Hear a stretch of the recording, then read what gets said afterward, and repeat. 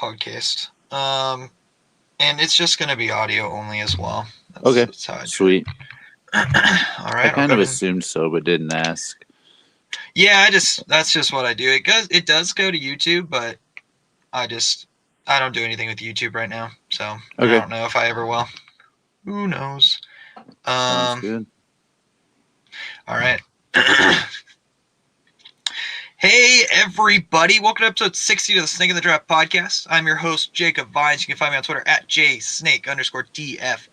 In this episode, I have Swags coming on. You should follow them on Twitter at Swagzilla0G, and that's 0 spelled out.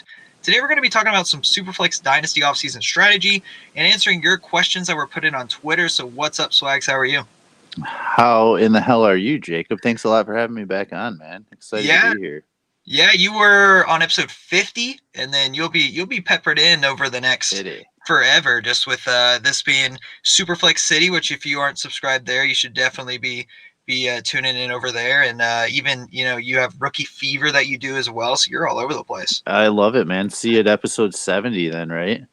Yeah, every 10, let's go. Count episode 100, 10s. We'll throw a little party. Holy cow. It's only 40 away. That sounds forever away. It'll sneak up on you, man. Just keep grinding. Yeah, for sure. Love it. So let's just go ahead and get right into it.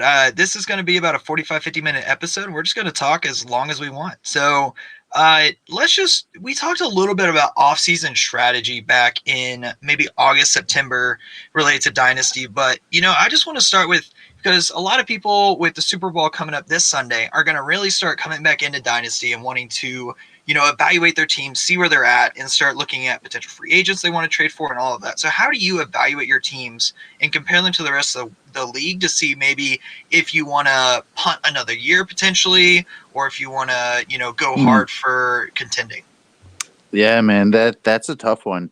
So I usually don't really like the idea of punting a year, but I do see, I think it's important to realize when you need to as well. And I can tell you, I mean, so we're talking a little bit about startup strategies as well today. And I am still very like quarterback early and often.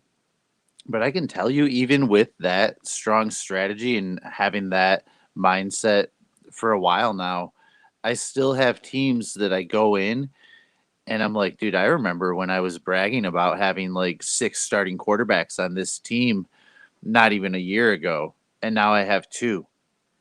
And that's real stuff. Like, I'm not like exaggerating here. I'm talking like making John Hogue proud with some QB extreme teams where you're just like, oh my gosh, why do I even have all of these quarterbacks? But now y'all know me. I mean, they were like Haskin teams, Gardner teams, even Sam Darnold that we don't feel as good about today, that with question marks, all these question marks, whether it was Goff, Carson Wentz.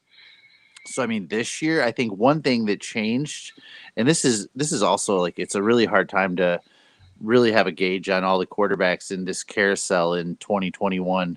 So one thing that's changed for me a lot when I go to look at those teams is how can I find some security in this, whether it's, trading like a Jimmy G and Jameis Winston away for something that's maybe valued a little bit less, but I feel a little bit more secure about. Like, I want security right now, and I'm looking through a lot of my teams, and I don't have some of those same warm, fuzzy feelings I had a while ago.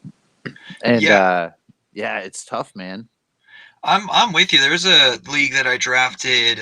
It ended up being like 5 or 6 QBs, and ended up trading away Drew Lock and Daniel Jones for some trades that I liked. And then I still had like Tua, Wentz, Jimmy G, Baker, and Matthew Stafford. And like, you look at that team now and you're like, I should have definitely went for one of those, those top 10 guys, because you look at all those names and you're like, I mean, Matthew Stafford, which we'll talk about in a little bit, is one of those guys that's looking up now. But all the rest, like Tua, maybe Wentz is like, he's looking okay. It's not fantastic there. So yeah, I'm definitely with you. And like with the whole idea of trading back now with like first round picks, I'm like, I'd rather hold those, get a QB, feel pretty solid there, and then think about it in the second and the third round. And then from doing some mock drafts, like the 5th and 6th round are stacked. Like, it's Yeah. just tons of people that I want. Yeah, I'm definitely waiting on wide receivers. I know that that's still something that is a fashion faux. But man, the wide receiver depth today is so freaking crazy that there's just no reason to go early. Obviously, there's those tier breaks where you're like, wow, I have to take DeAndre Hopkins here. And, I'm not like that person that's really going to adhere to just like one strategy throughout. I think you have to like go with the punches a little bit. But wide receivers don't need to be your focal point early on in the draft. Like you can wait and be completely okay and build around other positions. And in my opinion, I don't know. There was some more like zero RB talk on some of our community pages this morning, and I'm just kind of like, why is this even still like a thing? That people even like wake up and they're like, oh, I'm gonna crap on the other side of this strategy this morning, like because that's not even what I'm saying. I'm not even saying like it's ridiculous if you draft a wide receiver. I think that we've all gotten good enough like with our strategies that we can make them work for ourselves. But what we want to be here for is like I want to find a sound strategy that the listeners can use for not only like value but to help them win and to help again have some security over a certain amount of time. I don't want to be like, well, if this goes wrong, come back to me and I'll help you fix that problem too. The idea in the startup is to set you up for as much success as you possibly can moving forward. I don't want to be the guy that's just like, well, it works for me, so it's going to work for you. Because there are different strategies you can use. And I think that if it goes wrong, like we are here to help. But in the end, like that startup and what you do at the beginning and in your rookie drafts, how you handle those picks, like that's where we can kind of set up for more long-term success and then just kind of listen for enjoyment and not always have to be tweaking. Like I don't want to help you build something that all of a sudden you're sitting in a situation like I'd even just mentioned for myself where like but let's take the examples where maybe you ignored it a little bit more and you took like the later guys like Drew Brees, even Brady, who I know he's got a couple years left in him, we all think. Some other older guy, we'll say even Derek Carr, and you waited on those guys. And now if you did that and you're like, but I know I'll be okay when they're gone, I'll find a way to fix this. You're also admitting that there's still another step in your process that has yet to come and you're going to be back to me because at some point, like, I didn't really do that good for you here. We actually broke it right from the beginning. You'll be okay for now. I taped it up. Call me back up next year and we're going to fix this problem that we created here. That, you know what I mean? Kind of I like, feel you. so I don't know.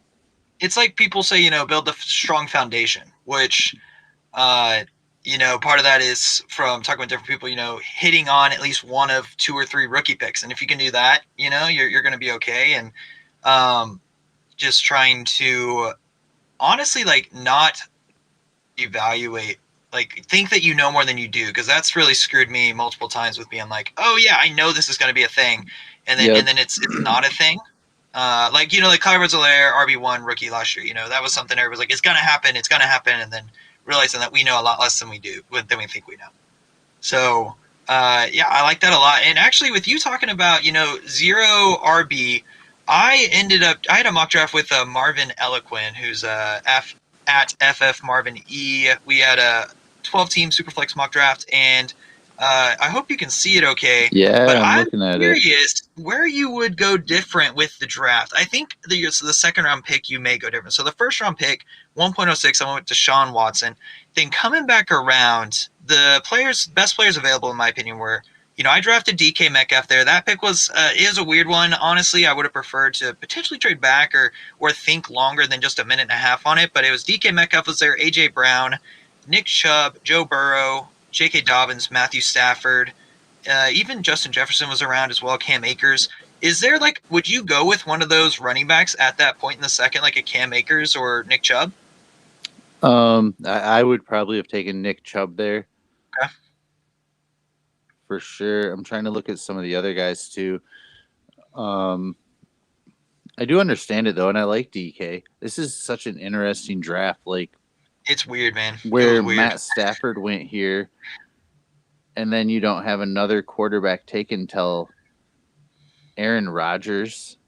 In the fourth, yeah. So Stafford went at 212, and then Aaron Rodgers was the next quarterback taken at 4-5. Yep. What in the hell? I'd even say the tight ends. This wasn't like a tight end premium, but at the same time, for me, like tight end premium doesn't change where I value tight ends a whole lot. And tight ends fell a good bit too because I ended up drafting Kelsey at 3.06. Yeah. What I was surprised by. My thing, and I know that this one person does this to the draft. This isn't like a league consensus or anything, but Matthew Stafford in front of Aaron Rodgers. Yep, I'm not there. That's crazy to me. I will say that was right, like pretty much a couple days after the trade happened. So there was that like Matthew Stafford hype and all that around him. But I'm definitely with you in that. I have Stafford. I can actually look it up real quick as my Dynasty QB, QB 12. And so he's behind Rodgers, he's behind Tannehill, but I bumped him up above Tua. But that's like it's like Stafford, Tua, Baker all in like the same sort of tier. Yeah. So it's one of those things that I wouldn't be surprised if anybody had them flipped around. But I definitely have Rodgers and Tannehill comfortably above Stafford. Yeah. And it's tough, especially once you get to Tua and wondering what's. But I think I'd take Baker in front of Stafford. Okay. Yeah. Aaron Rodgers definitely in front of Stafford. So Tannehill, I'd be happy to like. I think that you could definitely entertain the idea if you have Stafford of talking to that Tannehill owner and getting a extra piece back and getting Ryan Tannehill and being just as good. Yep. With how this draft fell, is there any other spots that you would draft a running back potentially? I think the second round, I do like your point with Nick Chubb. Kelsey in the third, Kelsey in the third seems like a steal, even with no tight end premium. And even Ryan Tannehill in the fourth. And then the fifth round, like running backs started falling off the board with James Robinson at 4.08, Joe Mixon 4.09, Aaron Jones 4.11, Dave Montgomery 4.12. And then at 5.06, I drafted Brandon Ayuk. There was like A.J. Dillon, Kareem Hunt was still there, which actually I could see, drafting Kareem Hunt at the fifth, even though he did fall to me in the middle of the sixth. But that's an interesting spot for Kareem Hunt. It's honestly like from looking and doing mock drafts, you really do have to get a running back in the second round. If you don't, then the people just start picking them way too early, in my opinion. And this Clyde Edwards-Helaire in front of Nicholas Chubb. There is a Chiefs logo above the team, so I'm going to guess there's a little bias there. Even though don't let team biases decide how you pick players. I might sometimes. I'm bad at that. It happens. So I get it. But I'm glad to see that Swift still went in front of Clyde Edwards-Helaire. Oh, the one that shocks me, Jacob, is you took DK Metcalf and then AJ Brown. Both went before Justin Jefferson. That was, I was literally between DK Metcalf and Justin Jefferson with my pick at 2.07. And I think I may have talked myself into Justin Jefferson if I would have had a little bit longer, but in my rankings currently, I have DK Metcalf above him, even though, Justin Jefferson had an elite rookie season. So it's just, they're both pretty even to me. That's why even I throw AJ Brown in there too. But there's definitely some Justin Jefferson, I would say, like disrespect by having him fall to the sort of middle of the third, really.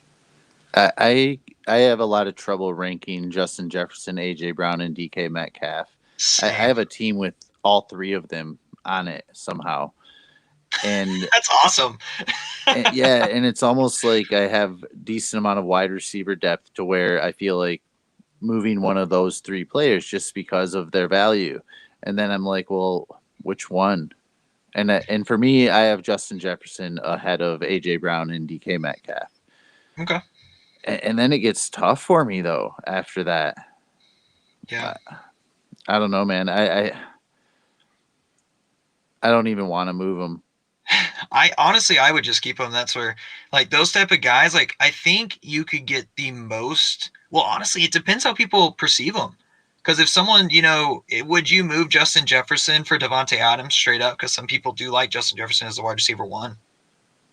Um, uh, that's It's so tough. tough because I do have Adams over Justin Jefferson. If that trade hits my inbox, I kind of hate you because I'm like, wait a minute, I don't. Justin Jefferson is one of those, like, if you ask me my 5 players that are hard for me to trade away, Justin Jefferson is in that group. Yeah. You know what I mean? Like, if you just those players that you, and I try so hard to not have any sacred cows, but it happens. And Justin Jefferson is one of those players that I'm almost like, I wouldn't say instant reject, but I don't want him on your team. I don't know. He's a tough one. Players that hit like he hit are guys that I definitely want to hold on to. Like, one thing that is a pretty interesting trade now, I made a trade in a league back in September 19th. And it was actually with Rocky Dynasty FF Attic. And it was, I moved Stephon Diggs and received Justin Jefferson and a late 2021 second, which now, I would prefer Justin Jefferson over Diggs, but with how well Diggs did, that trade really worked out for both of us because he Yeah, was going that's a for a nice title. deal. Yep. Yeah, and I remember that trade doing it, and I was like, I don't feel great about this because Justin Jefferson had his whole like 2 or 3 games where he was like not even the wide receiver 3 on that team, Right. which is, it just shows you, be patient with these rookies. Don't panic. Which that It, trade it was still not a panic seems like a trade pretty decent trade today for both for sides. sure. So in a way, like I agree. I could argue both sides. That second will be nice for you to have, but yeah, I could definitely see both sides of that. Yeah, I'm with you. So we're gonna move away from this mock draft. Pretty much the main takeaway for me is second round, start looking at the running backs, because really when I look at it with how quick running backs usually go off the board, third and fourth and fifth, like the value running back for now is like Kareem Hunt, maybe Montgomery later in the offseason, depending on how everything works. But let's do a Twitter question. So this is from at P2W Fantasy. Do you continue to analyze players in the NFL playoffs for fantasy purposes, or do you avoid this due to obviously not everyone participating? What are your thoughts on that? Man, that's an interesting question. So I'm going to take it a little bit of a different direction because I know, like, my mindset a little bit, and this is how I sort of look at it. As weird as this may sound to some people, right now, today, I am not as interested in trying to acquire somebody like Tyreek Hill, just in case he has one more chance to get injured that everybody else doesn't. And I know that sounds weird, but then after the Super Bowl, after he's made it through it, then I'd be a little bit more interested in somebody like Tyreek or something like that. Like, I don't want to buy low on the underachievers on either of the Bucks or the Chiefs at this point because I would hate to buy anybody at this point and then have them get a serious injury, even with the off season coming up. And I know that sounds so, like, kind of maybe too risk adverse, but I do look at it that way. I'll be like, oh no, I don't want Ronald Jones. He still has a game to play. Yeah, I mean, I don't think that's crazy at all. And one thing I will add on to that, and this is actually from at Mike Me Up, which I talk about him a lot on this podcast, just because he has some interesting thoughts, and he was talking about how, like, with looking at like points per game data, adding together like the regular season and playoff games, and looking at how it compares. Not really compares, but just just don't get locked in on, only weeks 1 through 16 matter, whenever to the NFL teams weeks in the playoffs matter way more. So like Cam Akers Yeah. run is impressive. I'd even say Leonard Fournette's run that he's had is really pretty impressive. Yep. It's the running back 2 in the playoffs, with Cam Akers being the running back 1. I'm trying to speak into existence Leonard Fournette on a team as a starter because I have. No, dude, I know what you're saying, and I'm glad that you probably took the direction I was supposed to. So I apologize for that, but I do definitely notice, though, like you said, Cam Akers, Leonard Fournette, like, they use these guys a ton in very important games, very important moments. It wasn't just getting there; it was the time that they needed to win. That's when they used these players. So yeah, after that, like, passes, You know what I mean? I definitely look at Cam Akers and how he was used in the playoffs, or how interested maybe the Bucks would be in bringing Leonard Fournette back next year after he did decent in these important games. Yeah, and I think also I'm thinking about injuries is a good way to decide on when to try to move for players, because typically I would say after a game, like there's hype for maybe a week and then it usually chills out. Like I'd say like Jonathan Taylor, he was super hyped up and now he's not really talked about. And I will say his ADP and stuff is pretty high. It's like running back 5 or 6, sometimes even higher than that. Like the mock draft I was showing, I think he was running back 4 drafted, if not 3. So he's up there right now. So yeah, it's really just it's important to look at the full picture. That's what I would Yeah, say. yeah. And I mean, you even look at like Barkley, who is on a year plus injury. If that happened today, you're not getting him back at all for next season. So that, like, I don't know. It just seems like there's no reason to take those risks to me at this point. Yeah. So switching gears a little bit to advancing to like 2 or 3 weeks down the road, talking about players that are gonna most likely be free agents. Do you have a couple of guys you're currently looking at? I know some guys that have been mentioned are Aaron Jones, Curtis Samuel, those type of guys. Like, do you want to jump in early on anybody because you're like, I can see a massive increase in value coming their way? Yeah, man. I see a few guys I always look at, and then I think like, well, what if they end up on the Ravens? That's not Or good.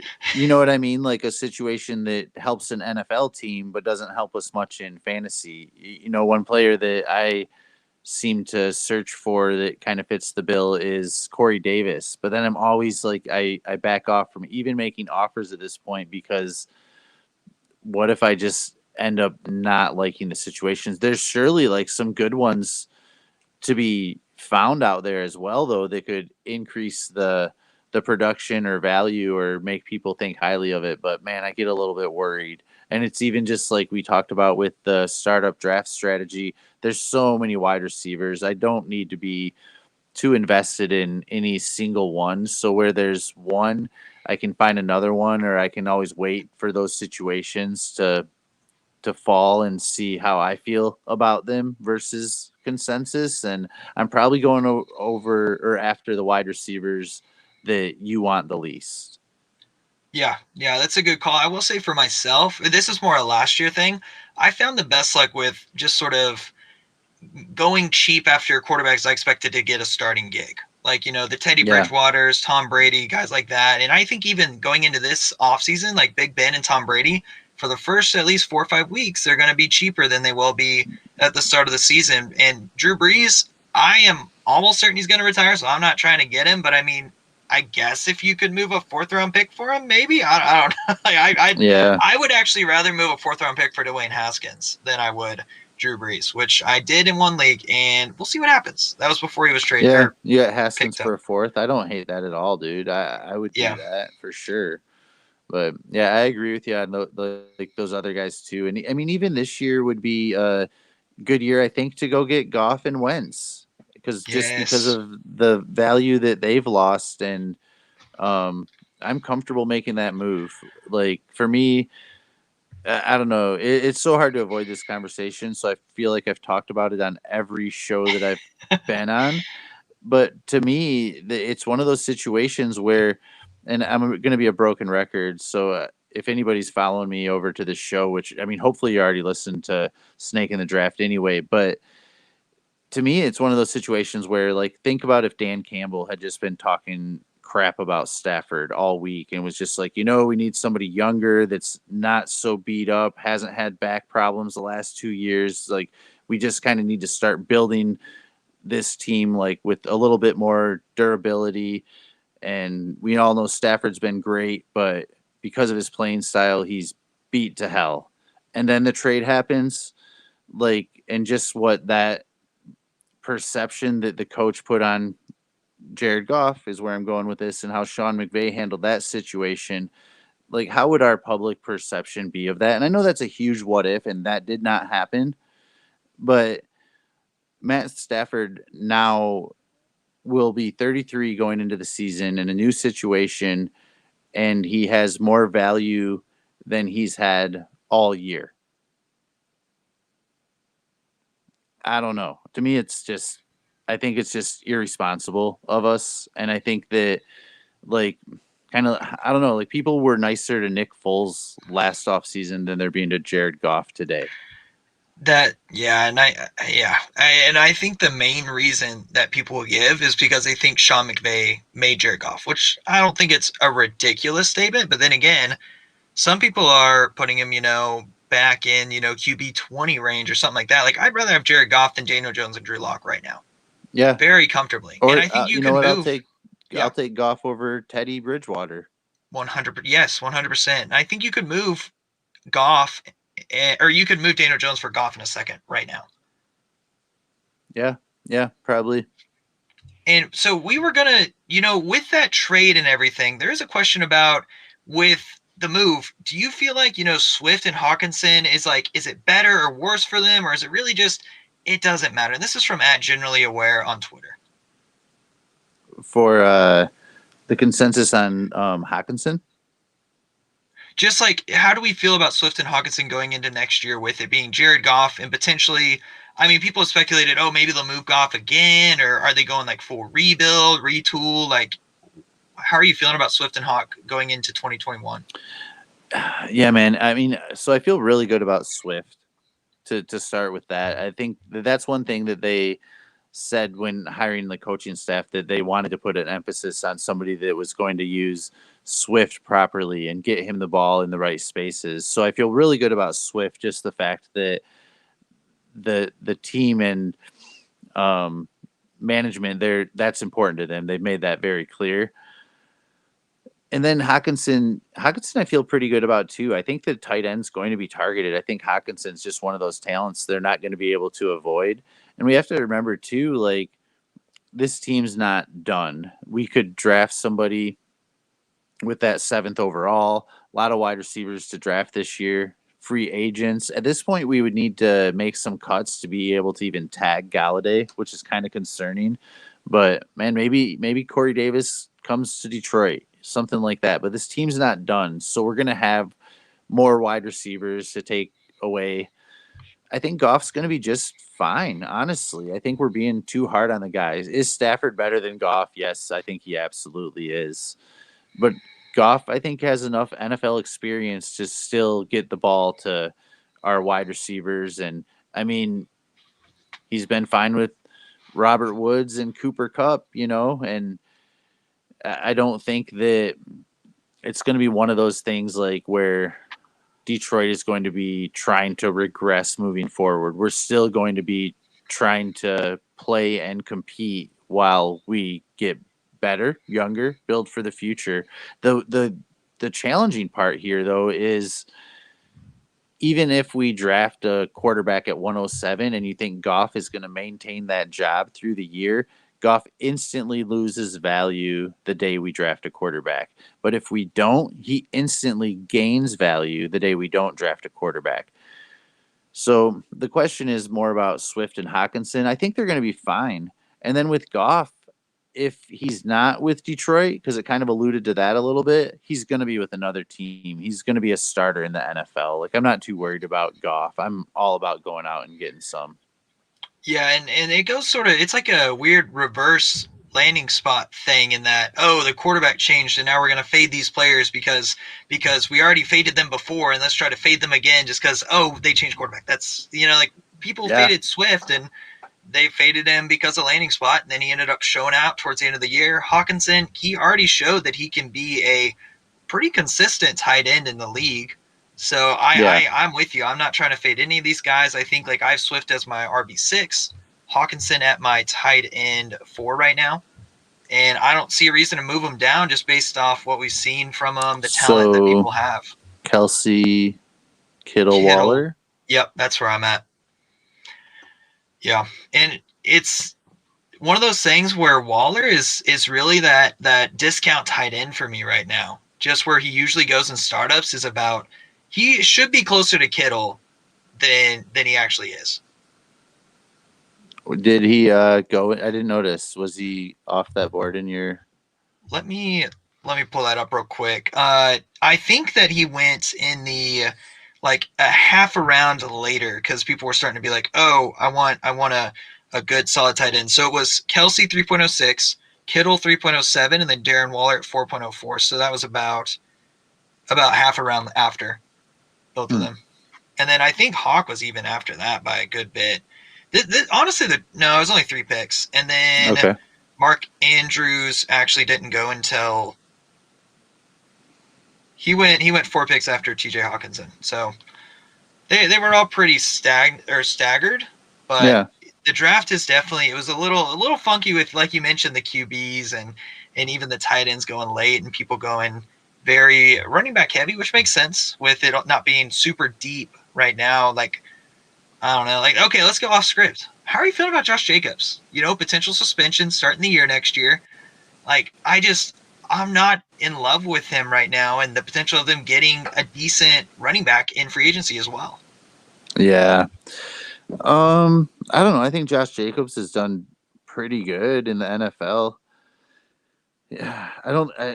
The suspension changes things a lot. If he were to get suspended, I mean, that obviously changes things, but I don't know. I don't think he's going to lose his job. Yeah, I'd agree with that. What about, like, okay, Antonio Gibson or Josh Jacobs in a PPR league? Are you still Josh Jacobs in that? I would be Josh Jacobs. Yeah, Okay. absolutely. I think that Antonio Gibson has more of a chance of losing his job or having somebody better than like McKissick come in and take some touches than somebody like Josh Jacobs does. Gotcha. We also had a question on Twitter: Akers or Gibson? Who's higher? Akers. Okay, I'm with you on that. I think Akers is one of those guys that you can still get at a decent price because a lot of people still look at, Henderson was banged up, stuff like that, even though Akers he really did explode at the end of the year, and Yeah. I like him a lot. I'd even say for me, like, Zeke is a relatively cheap running back to go get right now. I'm not like in love with it, and it depends on the price, but he was Dude, he was an RB1 on the year. it's crazy too. Like if you look at his contract, how invested they are in Zeke right now. And I know things happen, and Yeah. like Todd Gurley got cut, but honestly, like they're gonna have to be invested in Zeke for a while. And he's done well enough still. Like you see signs of him slowing down a little bit, but yeah, you could have Zeke in your starting lineup a couple more years for sure. Yeah, and even continuing going off script, J.K. Dobbins in a PPR league, he makes me really nervous because you mentioned the Ravens. We know they don't pass the ball to the running back. They just don't do it the last couple of years. Lamar Jackson there runs the ball, gets rushing touchdowns occasionally. Does he like make you, nervous? Like, yes, we did see um, Mark Ingram be an RB1 last year, but how do you like? I just feel like his ceiling isn't that high end RB1 for J.K. Dobbins. Yeah, I think I feel very similar to you, like just a little bit more worried with Lamar Jackson there and him obviously taking touches, and then if they still have somebody like Gus Edwards there, I do think he's going to be like a viable, and I know you're not saying that he won't be like RB2, but of these guys like Swift, Jonathan Taylor, Akers, Dobbins is probably fourth, even behind James Robinson for me, just because of some of those concerns of the weekly ceiling that I want for my running backs. Like I think he'll have a safe floor still, but the weekly ceiling isn't going to be as high as some of those other running backs I think you could have for a similar range in a startup or value in a trade. And would you still have Dobbins over Clyde Edwards-Helaire? Yeah, for Okay, sure. gotcha. Me, yeah. We everybody that's followed you on Twitter knows how you feel about Clyde Edwards-Helaire, and if anybody hasn't seen that, Swags made a trade of Swift for CEH back in, was it May? Was it Yeah, that was May. May? And if you want, you can. I think you still have it pinned on your profile. The Yeah. trade poll. But I mean, it's also important to clarify that, I mean, I think that Clyde Edwards-Helaire also, like I said about Dobbins, I think he's going to be viable. I think Hmm. that he's a awesome RB2 for your team, and I think that you should be happy with that. It's just that after that, I'm not too excited. Do you think he's closer to like Montgomery, like sort of that Montgomery status? Like, he's an RB2. He's not going to be super flashy. Like, sure, Montgomery exploded at the end of the year, but it's not like he's going to be RB1 year in, year out. I think that yes, I think the perception should be closer to David Montgomery, or that he should get similar shade that David Montgomery got coming out of his rookie season. But I'll tell you what, I'll take David Montgomery over CEH2. But I don't think that I don't think David Montgomery's ever going to be one of those players to gain value. But I think that he's going to get you the production year in, year out. I think that with a better quarterback situation, he'll be better. You look at even like last year, and we were uber focused on his end of year schedule and how well he did. But nobody ever mentioned that those games were also all the games that Mitch Trubisky started. And then you look back at the beginning of the season, and David Montgomery's other like best games were with Mitch Trubisky. And before Foles got out there, he still showed some decent promise when he was on the field with Foles, but all of his best games were with what I think was the team's better quarterback in Mitch Trubisky. And then, so if he has a year where it's just Mitch, which it could happen, sorry to say, or if he has a better quarterback, I like David Montgomery even more. And I don't think that he's going to be replaced. I don't think he's in any fear of losing his job. Yeah, I'm with you. And with you saying he's not going to gain any value, I was talking with some people back like a couple months ago, being like, where would you rank David Montgomery? Because if you start listing players out, it's really tough to get Montgomery above like RB20. Like, yeah, you can move him up a couple spots, but it sort of sucks though at the same time because he finished as like the RB, I think it was 6 on the year, Yeah, maybe higher. RB6. Yeah, and it was just like he did fantastic, and yet we still look at players that didn't finish as well and still be like, I'm good. Which it makes sense. I'm there too. I have him as RB20 for me, with Kareem Hunt behind him and then Melvin Gordon behind that. So I get it. It's just sort of really interesting how he can have legit the RB6 finish and be no change of value, honestly. Well, maybe a little bit because people were saying I'm not moving a first for him.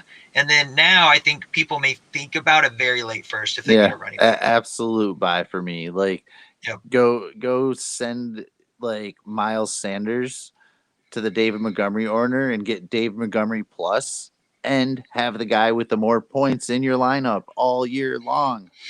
It's insane. You could probably do David Montgomery in an early second in Superflex and get him by trading away Sanders. Yeah, I think that's a good trade thought. And here's another interesting question: is Laviska Shenault a sell on the hype for you? I know you've been a Shenault guy, or you were at the beginning of the season. I haven't talked to you much about Shenault since then, but how are you feeling about Shenault?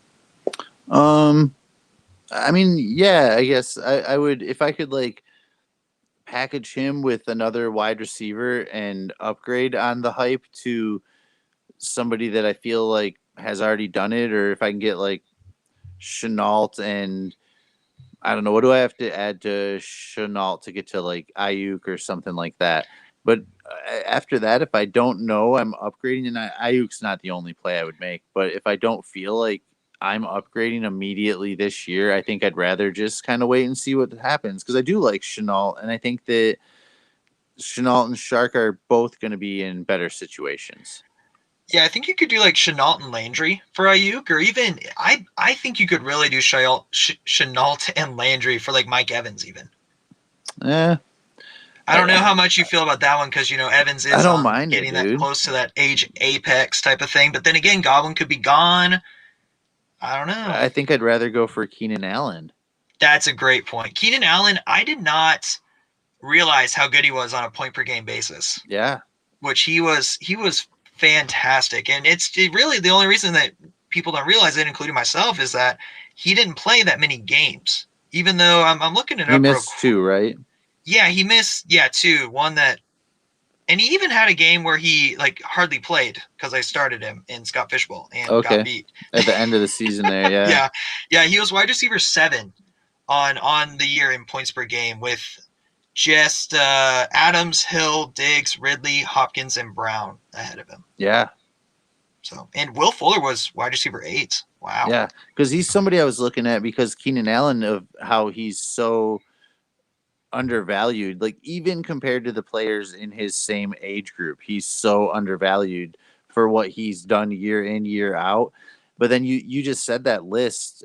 So of the last 3 rookie drafts, 2018, which would be Ridley, 2019, which would have been your AJ Brown, and then 2020, which obviously this year, only 2 rookies, is that right? Had more than the average weekly points, but yet we tend to like gravitate and put all this value into rookies that really haven't like exceeded some of the expectations we want to see. Some of them we don't even know like what their quarterback situation would be, but we know Keenan Allen is going to have Herbert thrown to him. He was targeted like so. Oh man, I don't even want to say the number because I'll probably go too high. But I what like 176, 146. Like the number is absurd. His targets this year. 147 on 14 games. So Yeah, over 10 targets a game. yeah, and that's gonna happen again. Yeah, and I'm trying to look because there was, yeah, like his last game he played in week 15, he only had 3 targets. And then he also had a game in week 5 where he just had 2 and only 17% of the snaps. So 2 games out of his 14, he left the game earlier, just didn't play a lot. Yeah. And he still was the wide receiver 7, which you could probably look at everybody and find those games. So I'm not going to say that's a reason to make him like super, super high. But I Hey think, man, but yeah, weekly average, if you're playing more than 10 games, I think you can take in like weekly average into account. I mean, if you do your weekly average and you have that like one random guy that played one game that pops up, we for sure. obviously know to kind of push them out. But weekly average, I think, is important. I mean, it shows a certain level of consistency throughout the season, I think. So, I agree. and a year like this, like hardly anybody played all year. It was honestly a wild year. And with Keenan Allen, I think we had a question about like, do we have DJ Moore as a top 15 wide receiver in Dynasty? And I mean, Keenan Allen versus DJ Moore. I want Keenan Allen right now. Are you the same on that sort of discussion? That one's so tough, man. Because I mean, DJ Moore is an exceptional talent. At some point, I think he's going to be in a better situation. Um, can I cheat and take like the Keenan Allen plus side? Sure, because you could Kind do of, that. You could do that. but yeah, I feel better with Keenan Allen in my starting lineup than I do DJ Moore at this point, and I think most people should. As far as a starter goes, I think that Keenan Allen could be one of those players could help you with a quick rebuild, and you don't feel like you're creating that longevity because you want to stay young in your rebuild, but really like Keenan Allen's got some years left and time to move him. He helps you now. I don't know, man. I want to get my teams in shape as quick as I can if I don't like them, and I think Keenan Allen is one of those players that could help you do that just because of. I mean, he's already lost, I think, like 4 to 5 like dynasty trade calculator points just when the season ended. Yep. And to me it's just like, well, he still did awesome, like he did better than Hopkins, and you're giving Hopkins some a value bump here, and they're the same age. Yeah. So just to get your thoughts on where you have DJ Moore in rankings right now, would you rather have DJ Moore, Michael Thomas, Michael Thomas.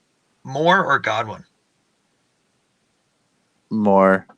Okay, Ridley or Moore, Ridley. McLaurin or Moore, McLaurin. Robinson or Moore, Robinson. Higgins or Moore, Higgins. Ayuk or Moore, Ayuk. Amari Cooper or DJ Moore, Cooper. Mike Evans or DJ Moore? That one's tough. I'm gonna take DJ Moore. Okay, so you'd have DJ Moore around wide receiver 16. So that's pretty close to wide receiver 15. There's some other interesting names in there, but I think it's more in relation to where they're currently valued, like a Cortland Sutton type in the value side of things. But yeah, I like wide receiver 16 makes sense. And I have him as wide receiver 17 right now. With I have Chris Godwin above DJ Moore. That's the only difference. Okay. Yeah. And Godwin, I mean, we'll see with landing spot and stuff and where he goes. But I love that you brought up Sutton too, though, because I think that he would be a very interesting person to try to add to your teams. I don't think that it would take too much to pry Cortland Sutton at this point, just with like the injured year, Drew Lock sucking.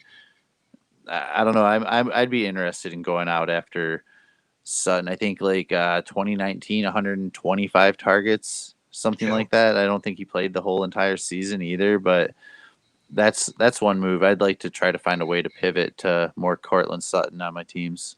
And Sutton's been getting a little bit of Twitter hype, which will probably increase as the offseason goes on. So then you potentially, if you're in leagues that are on Twitter, like Twitter leagues pretty much, you can All sort of of use our that hype to your leagues. advantage. Yeah. So this was a great episode, Swags. We sort of went all over the place. We're going to go ahead and call it right here. Do you have any projects you're working on or anything? I know you have 3 kajillion podcasts. So what do you want people to check out? Do you have anything going on? Man, I mean, doing Rookie Fever, we have some interesting stuff we want to do once we start talking about more and more 2021 rookies. So definitely check out Rookie Fever. Super Flexible, obviously Superflex City. Anything we're doing over there, doing more fantasy football breakdown.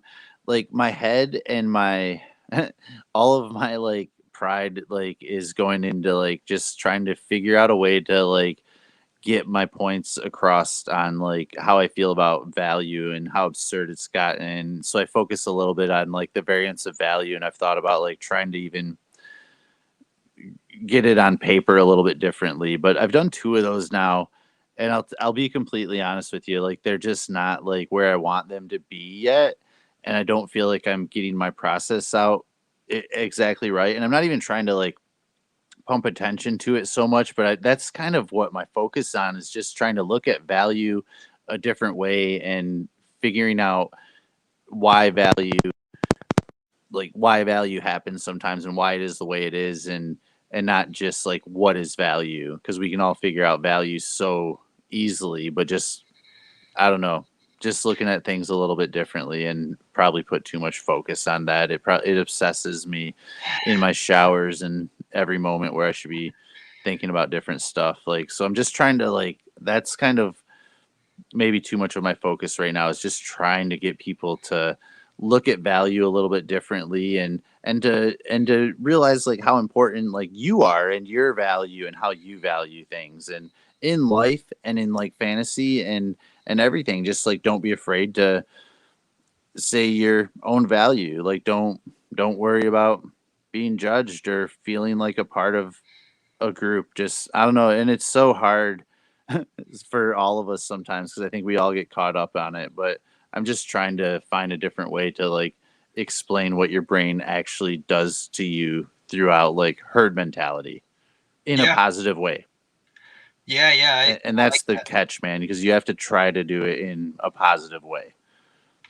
Yeah, I listened to episode 1. Haven't had a chance to listen to episode 2. I did enjoy it. I do recommend everybody go check it out. It's on the Superflex City feed. I enjoyed it, and I always like thinking about value, because you're right. There's so many different ways you can think about it. How you can get influenced by just looking at someone that is related to the current mentality. Someone that's really really popular on Twitter saying something. You're like, I should look into that more. And then you look into it more, and then maybe you decide to go their way. Or like Swags was saying, potentially you buck it and you say, you know what? Nah, I don't agree. I'm going to go the other way. Or like somebody like you just mentioned says something about a player that you were thinking about yesterday, and you're just like, oh my gosh, you've just like raised his value to a point where it's absurd, just because people are more confident in JJ Zacharyson than they are Jacob Vines. And man, I think one of those players is like Andrew Luck's been getting some hype on Twitter with different biggish names mentioning him, how people should add him. And I am 100% not on that train. I don't think Andrew Luck's coming back. I don't think he's worth a roster spot. He should not be added in Superflex Dynasty leagues. I'd rather take a chance on someone else. So that's just my If you could thoughts. add him and then like try to get a 4th or 5th, but That's true. don't drop anybody relevant. But if you have a spotter, I mean, maybe toy with it. But I'm with you, Jacob. I think it's fool's gold. Yeah, I'd rather Marcus Mariota than Andrew Luck right now. Yeah. 100%. Oh, absolutely. Yep. So, anyways, before we go on another tangent, let's go ahead and just finish the episode. So, thank you again for coming on, Swags. Everyone, go follow Swags on Twitter at Swagzilla0G.